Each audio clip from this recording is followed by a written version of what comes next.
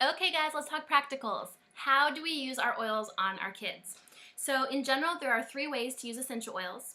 The first way is aromatically. So you can either take your oil, take the lid off, and let your kids smell it just like this.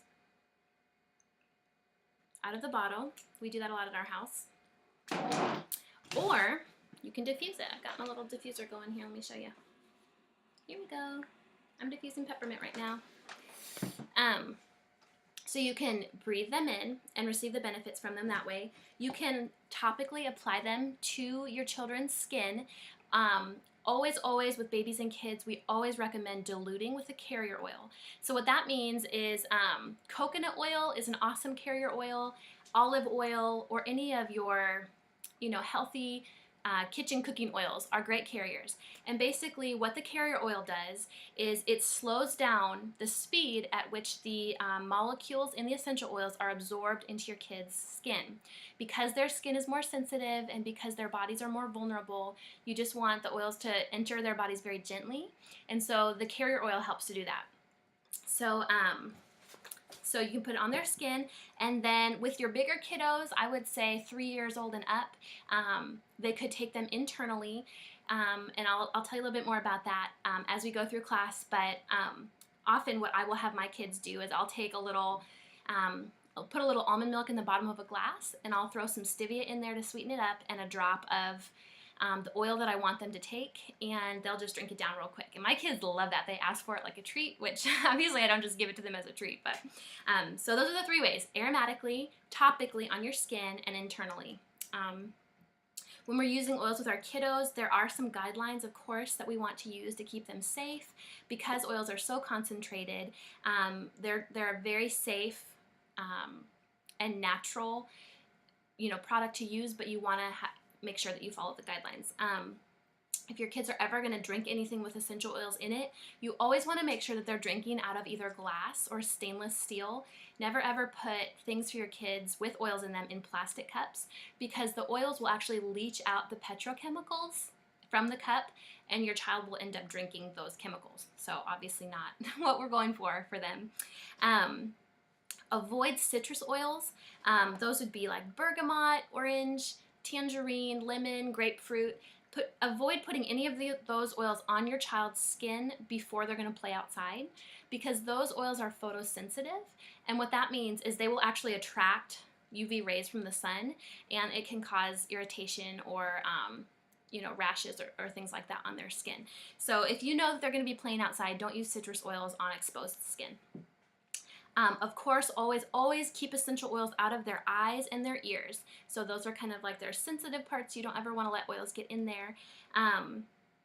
Also, if you have recently vaccinated your baby or your child, or they have taken antibiotics, wait a few days before using your oils on them, because pharmaceuticals will really alter the immune system of your child. And when you use essential oils on their bodies, the oils will strive to rebalance their system, and sometimes that can create an adverse reaction like rashes and things like that. So if they're taking medication, just give them a few days, let the medication clear their system, and then go back to using your oils. Okay, we widely recommend with babies and kids applying the oils to the bottoms of their feet, because the bottoms of our feet are actually the most absorbent skin on our body, which is kind of crazy and kind of random, I thought at first. So that, for that reason, but also because on the bottoms of your feet are the nerve endings that connect to a lot of different major organs in your body. And so when you apply the oils to the bottoms of your feet, the oils will actually have kind of a direct path to your brain and to your heart and to your lungs and different things. I will post a graphic about that so you guys can kind of see where the connector points are. So when you were talking about babies, between 1 day and 2 years old, I always recommend taking a quarter-sized amount of carrier oil in your palm. So think, quarter, like this big. Put that much coconut oil or carrier oil in your palm, and then 1 drop of essential oil. So we want it to be super diluted for our babies because they're extra sensitive. Or you can put 10 to 15 drops in a roller ball. So let me show you a roller ball. So this is a roller ball. You put a little roller top on there and you can roll it on your skin. So put 10 drops of essential oil in here and fill the rest with carrier oil, and that is appropriately diluted for babies. Always avoid or be very cautious with eucalyptus, basil, juniper, peppermint, hyssop, and wintergreen in babies. In some really, really rare cases, it has caused babies to have respiratory, distress or problems with those certain oils. So we always recommend waiting on those oils until the child is over 2 years old. For toddlers and young kids between the ages of 2 and 5, 1 drop of oil in a dime-sized amount of carrier oil on your palm, that's the appropriate dilution for that age category. And then for older kids, ages 6 and older, 1 drop of essential oil to 1 drop of carrier oil is an appropriate dilution for them. So, and like I said, I have found that one of the easiest ways to use oils on my kids is to use these roller balls on Amazon. I'll show you how to put them together really quick. So, you take whatever essential oil you want to use on your kiddos, and you drop your drops, 1, 2, 3, 4, 5, 6, 7, 8, 9, 10 in your roller ball. I'm not really doing it, but I'm showing you. And then you'll take, so you've got just your essential oils in here, okay? And then this is what I use as a carrier oftentimes. It's called fractionated coconut oil. And all that means is that it's coconut oil that will not harden. It's been processed in such a way that it stays liquid.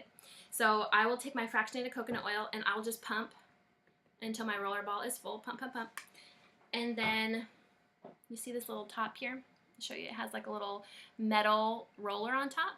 You poke that in the top like this, on top of your roller ball. So it looks like that.